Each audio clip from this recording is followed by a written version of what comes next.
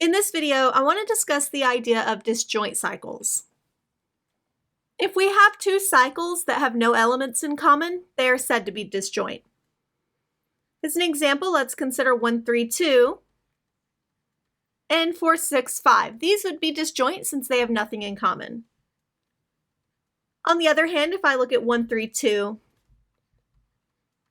and 4, 5, 3, these would not be disjoint, in particular because of the 3 that they both have. One of the really nice properties of disjoint cycles is that disjoint cycles commute. So if alpha and beta are disjoint cycles and I have alpha beta, that's the same thing as saying beta alpha. So as long as the cycles are disjoint, I can switch the order around. We have a theorem that says every permutation is either the identity, a single cycle, or a product of disjoint cycles. I'm going to begin this with an example since the proof follows the same technique as my example. So let's consider something in S6. We're going to map 1 to 3, 2 to 4, 3 to 5, 4 to 2, 5 to 1, and 6 to 6. So let's start with 1. 1 maps to 3, 3 maps to 5, and 5 maps back to 1. Then let's look at 2. 2 maps to 4, and 4 maps back to 2. So we found 2 cycles, this one as 1, 3, 5, and this one as 2, 4. The only element we haven't looked at is 6, but it remains fixed for both of these. So I can write F as the product of 1, 3, 5 and 2, 4. So now I have written this as a product of disjoint cycles. I will not directly do this proof, but I will talk about the idea. We find the first element that does not map to itself, in our case 1. We see where it maps, and then continue out that cycle until we have completed it. We then look at the next element that we haven't already encountered, like in our example 1, 3, and 5, and doesn't map to itself, and start a new cycle. And we continue this pattern until we've dealt with all of the elements. We have either put them all into a cycle or they remain fixed. Let's look at a couple more examples of moving to disjoint cycles. Here I have a permutation in S9, and I want to move it to a product of disjoint cycles. So I'm going to start with the number 1. 1 maps to 7, and 7 maps to 1. So I'm done with that cycle. The next number I haven't already dealt with is 2. 2 maps to 4, and 4 maps to 2. I'll now move to 3. 3 maps to 9. 9 maps to 5, and 5 maps to 3. So now I've dealt with numbers 1, 2, 3, 4, and 5. The next number to look at is 6. 6 maps to 8, and 8 maps back to 6. So here we have our product of disjoint cycles. Let's do one more. I'm going to start with the number 1. 1 maps to 9. 9 maps to 2. 2 maps to 8. And 8 maps back to 1. I've now already dealt with numbers 1 and 2, so let's go to 3. 3 maps to 7. 7 maps to 5. And 5 maps back to 3. So now I've dealt with 1, 2, and 3. 4 goes to itself. I've dealt with 5. 6 goes to itself.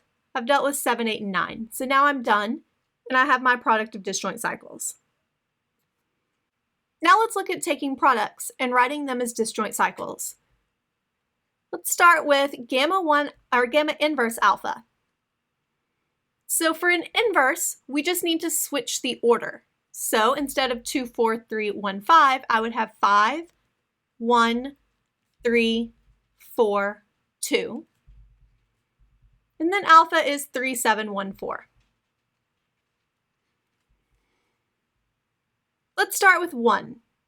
And once again, we need to move from right to left. 1 maps to 4, and 4 maps to 2, so 1 will map to 2. We then look at 2.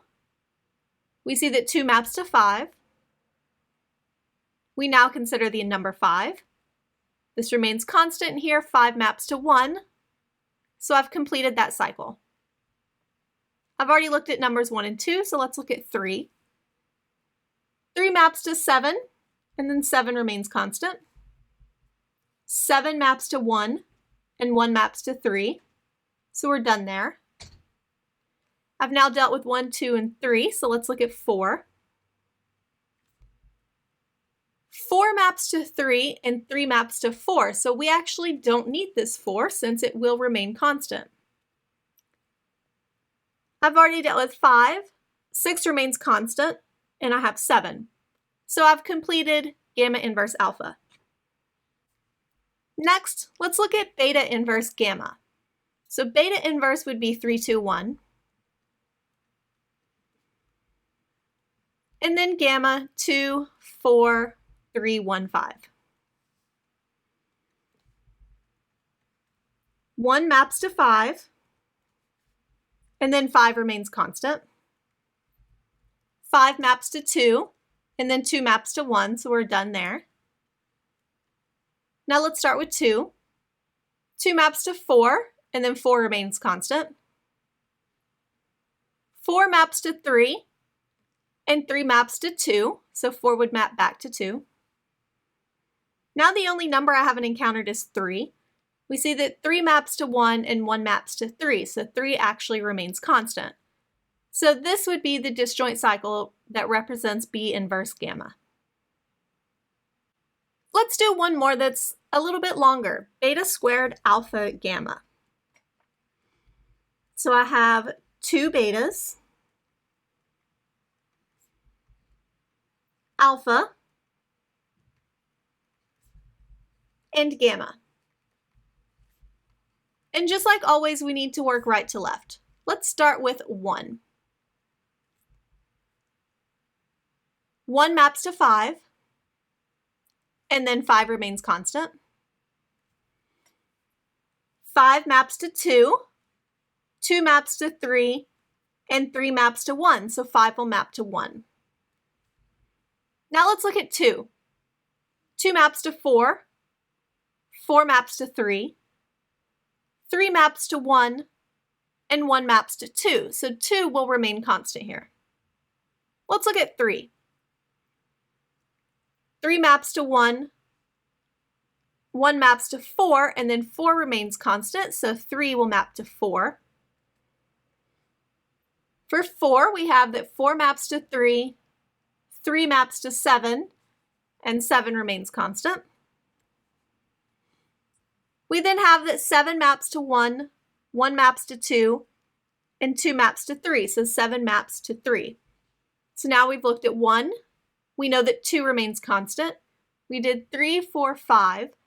6 will remain constant, and 7.